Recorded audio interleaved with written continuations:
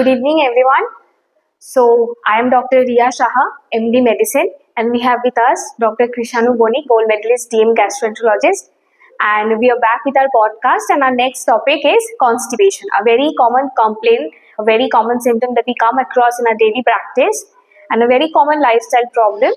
So, today, I hope this will be a very useful discussion for everyone. Good evening, sir. Good evening. So, sir, starting with our discussion today, what is constipation? First of all, I want to welcome you all back because we are here after quite a few days.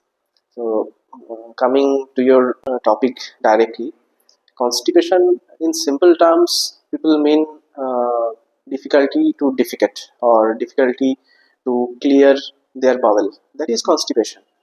So, in very simple term, this is constipation. Okay. So, then what other symptoms can be associated with constipation? Although difficulty to clear bowel is described as constipation in simple terms, but there are certain components of constipation uh, as per our ease of understanding and to properly evaluate our patients and for their management. Like some people say that they go to toilet every day, but they cannot properly clear their bowel. They have an urge to defecate one more time, or they feel that their bowel is not cleared properly. So it's a feeling of incomplete clearance of bowel. That is constipation. Some people strain excessively during passing stool. So that is also constipation. And another symptom is passing very hard lumpy stool. So this is also constipation. So in the term constipation, we include 2-3 varieties of symptoms. One is excessive straining, one is passing very hard stool, and another is a feeling of incomplete bowel clearance. So these three main symptom categories are included in constipation. Apart from that, there may be some associated symptoms like pain in abdomen, bloating, gas, which is commonly described as acidity, or some other symptoms also, especially in cases of secondary constipation. Suppose there are some causes behind constipation, like some cancerous causes, especially in elderly people. So there may be passage of blood in stool, or there may be passage of mucus during passing stool. So these are associated symptoms of constipations. But mainly these three symptom categories are included in constipation. So, there are few people who have infrequent passage, they do not Yes. pass stool daily. So, is there Yes. any number which can be considered? Yes, there is a criteria called Rome 4 criteria, and according to that, if a person is going to toilet less than three times in a week, then we call it constipation. For those who have infrequently go to toilet, so in general, 3 stools or more than 3 stools per week is taken as normal, and if it is less than 3, then we call it constipation.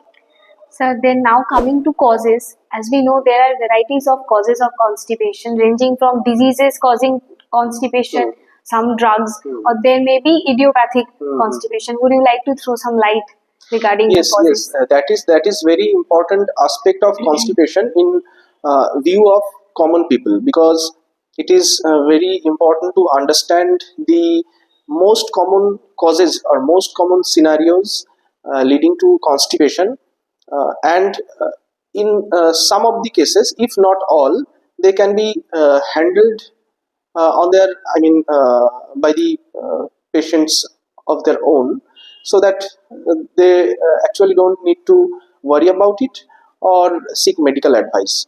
So if we classify the causes of constipation, as you said, medicines are one of the most common causes of constipation, especially in elderly people, those who are taking medicines for hypertension. Suppose there is a class of medicine called calcium channel blocker. So calcium channel blocker is one of the most important medicines causing constipation. Secondly, those who are taking iron supplements, especially people in mothers during pregnancy and early postpartum period. So iron supplement is another important cause of constipation. Thirdly, uh, we very frequently take antacid syrups. So these antacid syrups contain aluminium salts. So these aluminium salts are important causes of constipation. Number four is some anticonvulsant medications. The people who are having seizure disorder, or which is called, I mean, mrigi, which is called mrigi in Bengali, and medicines to treat these conditions can lead to constipation. Some diuretic medicines, which are used to treat heart failure or patients with kidney disorders, liver disorders, which increase these medicines increase the urine output. These medicines can also cause constipation. And very commonly used painkillers, NSAID, in medical terms, NSAID. So these are the very important and most commonly used medicines leading to constipation. So these are about medicines. There are some other uh, disease conditions like metabolic diseases. India is now the capital of diabetes capital. Diabetes is one of the most important causes of constipation. Other hormonal disorders like hypothyroidism, commonly known as thyroid disorders. So thyroid disorders, kidney disorders, diabetes. There is another hormonal disorder called Addison's disease. So these are the metabolic causes or endocrinal or hormonal causes of constipation. Some nerve disorder can cause constipation. Suppose Parkinson's disease. We have most of us are aware of the disease called Parkinson's disease. Parkinson's disease, mainly elderly people suffer from Parkinson's disease. So it is seen that constipation may predate Parkinson's disease for many years. So first people develop constipation, bothersome constipation, and in next 8, 10, or 15 years they manifest the neurological symptoms of Parkinson's disease. Similar for multiple sclerosis also. Some traumatic causes like spinal cord injury to the back, some road traffic accident or fall from height, which leads to damage to the spinal cord, they can lead to constipation. These are the neurological causes. And there are some ominous causes. These are local causes, which are limited to the anorectal region. These are the most ominous cause is colorectal carcinoma, and this is the concern for mainly people of higher age group.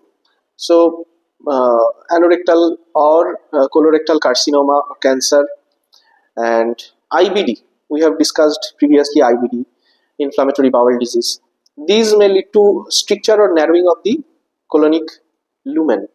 So this is also a very important cause of constipation. Thirdly, in newborn babies, there is a disease called Hirschsprung disease. This is a congenital condition, or this defect is birth acquired. So it can also cause constipation.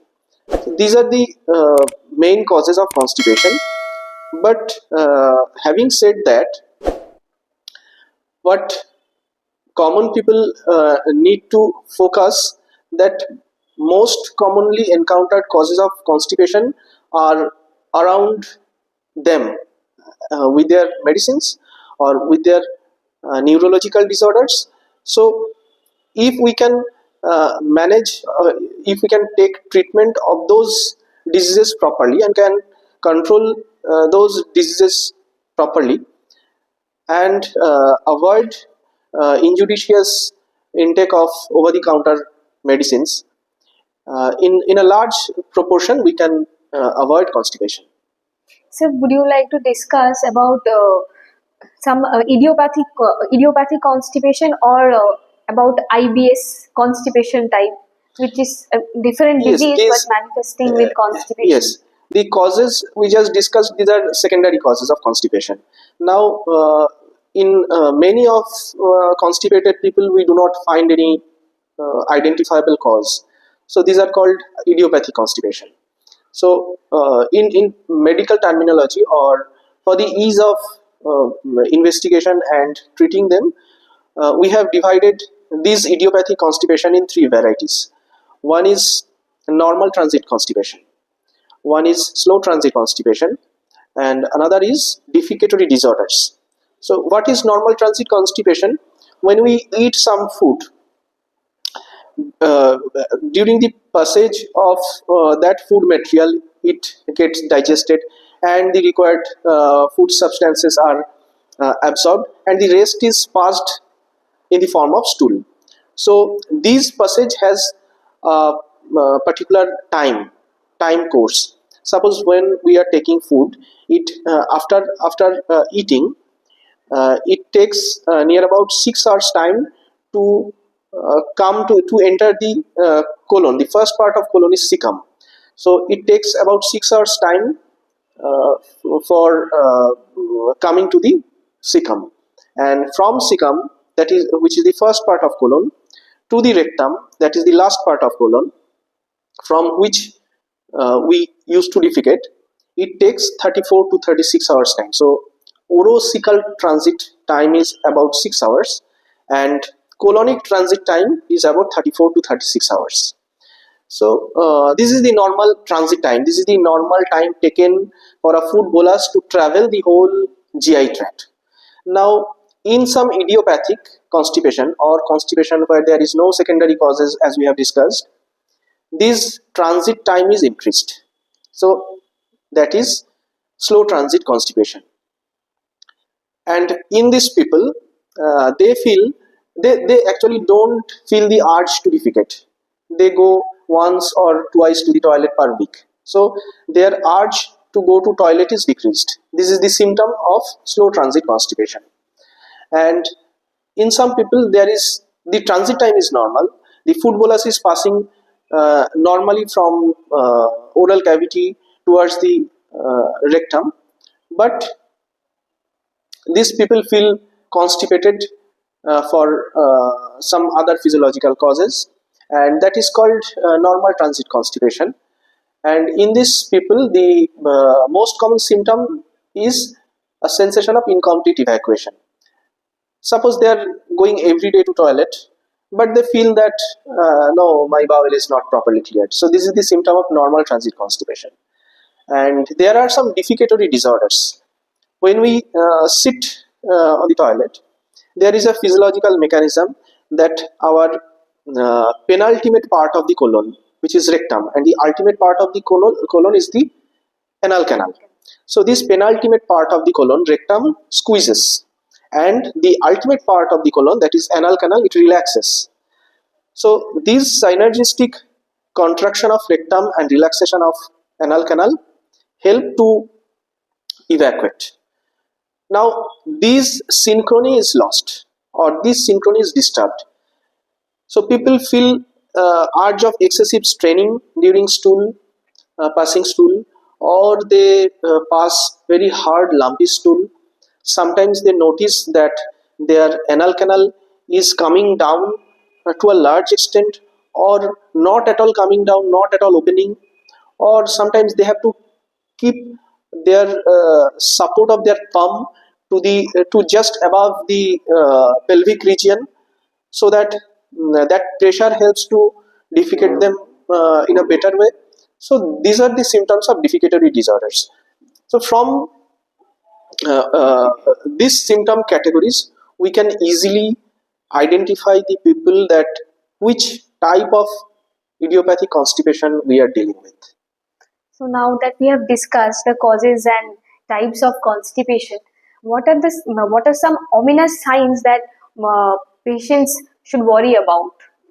Yes, there are some danger signs when people should seek medical advice. One is new onset constipation above the age of 50 to 55 years, and new onset bothersome constipation, passage of fresh blood in stool, during passage of stool there is stool is not coming out, but only mucus is coming out. That is one symptom of anorectal or colorectal carcinoma. And uh, pain in the abdomen, vomiting. So these are weight loss.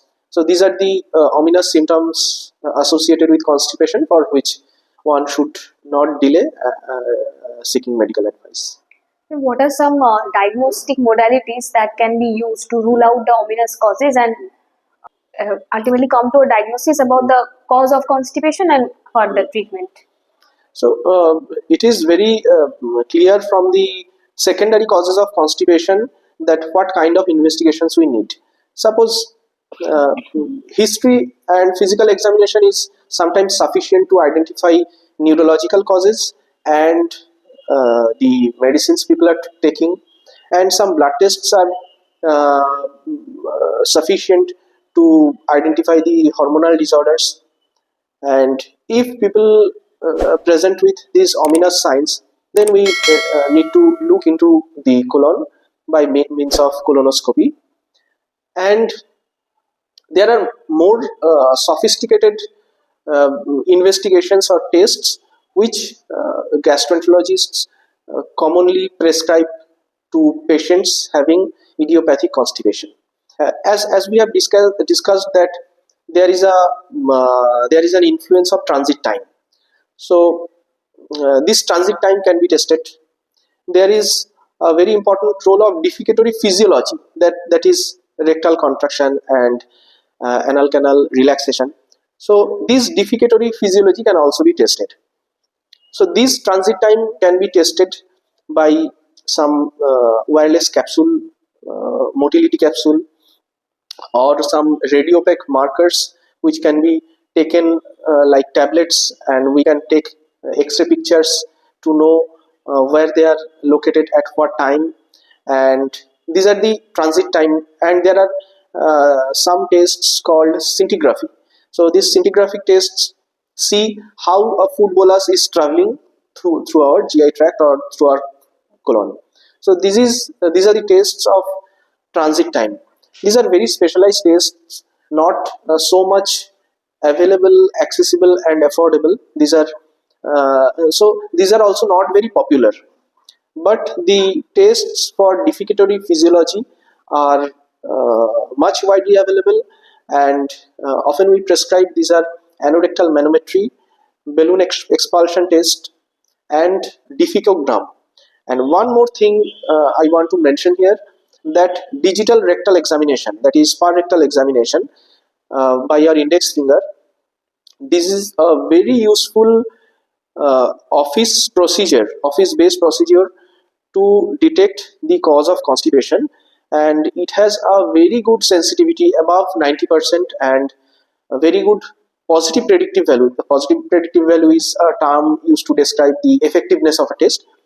So digital rectal examination, a very simple test, but it is very effective method to diagnose cause of constipation. Apart from that, laboratory tests, anorectal manometry, which can measure the changes in pressure, these pressures in rectum and anal canal, and balloon expulsion test, where silicon balloon is inserted into the rectal cavity, and it is inflated with 50 ml of saline, and the patient is asked to defecate or push it out. These are the simple and widely available tests which your doctor can sometime prescribe you to diagnose your condition. Okay. So then now we have discussed the diagnostic methods and modalities. So coming to treatment, what are the main areas of treatment available for constipation? There are a number of ways, number of easily manageable ways, so that we can take care of constipation. First, as we have seen, that there are some risk factors of constipation, like elderly people, pregnant mothers, and persons who are taking some medicines like iron supplements and all. Some people forget to take sufficient amount of water and dietary fibers. Nowadays, many children do not take sufficient amount of dietary soluble dietary fibers. So if we can take care of these things, we can easily manage or treat constipation to a large extent. That means keeping first of all, if suppose some elderly person in our house are suffering from constipation, first we should reassure that yes, it's a normal thing, it will get cured, and we should give him a proper toilet training. It is very important. We have seen that people, majority of people, those who are coming with constipation, do not spend sufficient time in a toilet. And I used to ask people that how much time you spend in toilet, and most of them say 5 minutes, 7 minutes. Next question I ask, including I mean removing your clothes to wear your clothes, including all? They say yes, including all.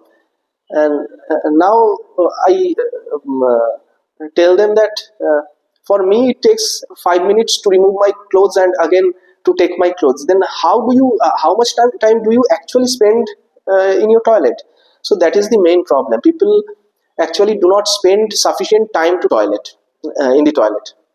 So it is very important to spend quality time to toilet, to train your digestive tract, so that it helps you by proper defecation. So it is told that a person should spend at least 15 to 20 minutes after a major meal. Suppose whenever you are having sufficient time, suppose maybe it may be after the breakfast or after the lunch or after dinner, whenever you are having a major meal, then at least once in a day spend 15 to 20 minutes in the toilet, so that your belly gets trained that yes, this is the proper time I am given to defecate. Number two. And number three, intake of sufficient amount of water. And this is very common question we get. I think you also get, how much water intake is sufficient for an adult person. So about 2 liter, 2 to 2.5 liter of water intake is sufficient for an adult person for their physiological activities, including good passage of stool. And then a balanced diet, including dietary fiber intake, judicious use of medicines. And if you are having constipation due to your medicine, which is very essential for you, then discuss with your doctor, so that some alternative or something can be done about that medicine. So these are the most common household ways we can take care about constipation. And after that, if we don't get the desired result, we can use some medicines. These are fiber containing medicines, some laxative, some purgative medicines. Now some medicines in tablet forms have also come, like prucalopride, ispagula husk laxative medicines like senna, lactulose, and this prucalopride group of medicines. These are the commonly used medicines we use to treat constipation. The uh, factor I want to stress on that we can easily manage majority of constipation by taking care of these things as we have discussed. So, from the discussion, what we gather is, if someone has constipation, one has to first look into the type of constipation. If it is secondary, then it's easier. The secondary causes can be taken care of, which Yes. can be Yes. resulting in a better stool passage. And if it is primary, then we have to treat. Then you need specialized accordingly. tests and accordingly. And Yes. apart from medication, lifestyle modification regarding constipation is a very important factor. It is the cornerstone. It is very important, and it is the cornerstone to manage constipation. So suppose patient is having primary constipation, but this lifestyle modification can relieve 60 to 70% of his symptoms, so that they actually don't need the urge to go to the doctor or hospital.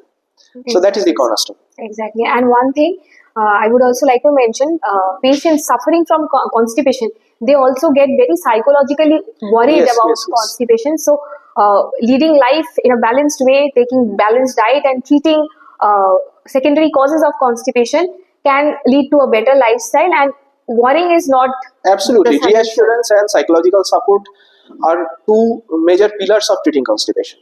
Okay. Thank you, sir, for Thank you, such a good discussion. and thank you very much for, summarizing the points so nicely at the end of our discussion. Thank you.